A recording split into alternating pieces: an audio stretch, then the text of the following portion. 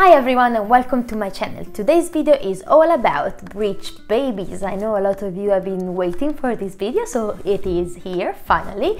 There is so much to talk about breech babies that I don't know if I'll be able to cover it all in this video, so please don't forget to subscribe to the channel so you don't miss any other future episodes about this topic. I read all your comments, so I know you've been wanting this video for a while. I promise I'll get also to the other requests, but until that moment, enjoy all about breech.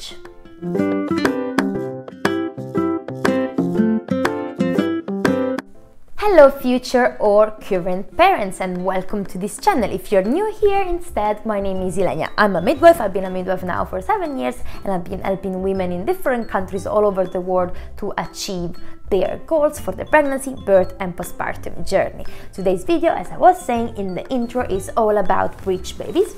What is a breech baby? Breech baby is a baby that will engage in the pelvis, will stay in the pelvis, head up and bottom down. Is this the normal position? No, but I don't want to say normal because a breech baby is not abnormal, it's just a variation of the normality. It's true to say though that the majority of babies will be positioned head down for delivery, in the cephalic position. And why is that? Well, the head is the heaviest and biggest part of their body, so gravity-wise, they will be inclined to rotate in that way. Also, the shape of the uterus will make them feel more comfortable with the head down. Also, the head is the strongest and the heaviest part and is the one that will be able to dilate better the cervix when labor starts. So we don't really know how baby know that that's the best position, but they do turn usually in that position. They stay a lot in the breech position during the pregnancy, that's fine. Once by 34-36 weeks are turned cephalic. The majority of them, I'm talking about 96-97%, will be head down. And they know that that will be the easiest way for them to be born. The heaviest part will dilate the cervix and then the body will easily follow. Does this mean that breech birth is not allowed or not possible? Absolutely not. Follow me into this video and I'll tell you about it more. When a baby is breech instead, they will position themselves in this way, with the head up and the bottom down. There are different variations of a breech baby. The complete breech will be kind of sitting with the leg crossed like I am now on the inlet of the pelvis. The frank breech will put their legs nice and extended in front of their face nearly, and then there is the footling breech or the kneeling breech where one leg or one knee is facing the pelvis, the entrance of the pelvis or the exit, and that's, as you can imagine, is definitely not ideal for an hypothetical ideal vaginal breech birth. But the other two presentations are usually compatible with a safe vaginal delivery, pending that there are a lot of other conditions that we're gonna see in this video.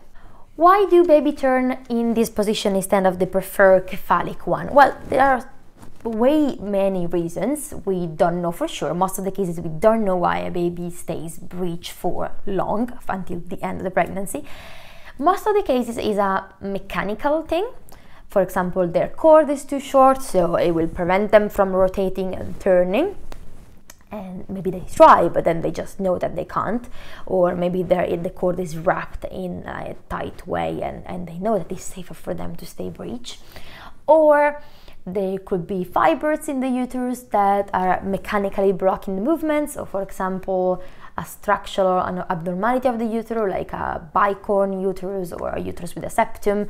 Those are all things that will say to your baby that it's better if they don't turn. The babies are smarter than we think inside the tummy, so they do know a lot. This links me to another reason why a baby might stay breech, and it could be because their mom is not ready for birth.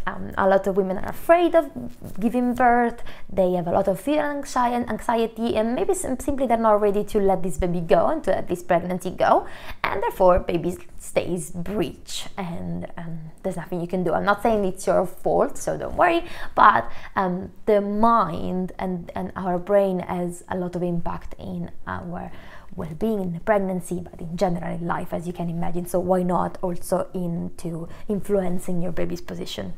So do we get worried when babies are found breech, maybe during an ultrasound or during abdominal palpation during pregnancy? No, most of the babies will turn when they're up to 26, 28 weeks, 30, 32, they will turn. So if your doctor or midwife tells you that the baby is breech, that's not an issue usually until you're 36 or 37 weeks. So don't worry about it. It's not risky for them, it's not risky for you. It's just a matter of how you want to plan your delivery. If baby stays breech, although you tried all the things and is still breech at 36 to 37 weeks.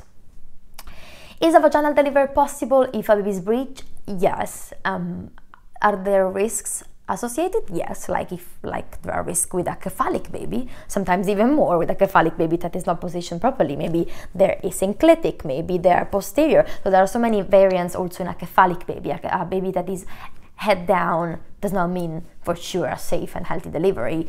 There might be complications also related to that presentation. But usually when a baby is breech, the major two risks are that, first of all, maybe baby's head. Once you're fully dilated and the baby's body starts to descend into the pelvis, then the hardest part for the delivery will be the baby's head. And if the baby's head gets stuck into the pelvis, that is a major emergency. Or another risk with a breech birth is that the cord prolapse with the bottom of the baby or while the baby descends. Why? Well, usually the head, being the heaviest and stronger part, is able to do a nice hold on the cervix, while if the bum is the first presenting part, then it's easier for the cord to slip around and maybe slip down. So those are the two major risks that lead me to the point that you need to have someone, if you decide to go for a vaginal birth, because it's an option that you have, you need to have a provider that knows what is doing, that has done multiple breeches in their careers, and unfortunately they're less and less. So it's hard to find them because it's a skill that is getting lost, and cesarean birth is considered safer for breech babies. Therefore, less doctors are trained and taught how to deliver breech babies. Therefore, they're scared, and therefore this technique and art, because it's becoming an art, is more and more lost.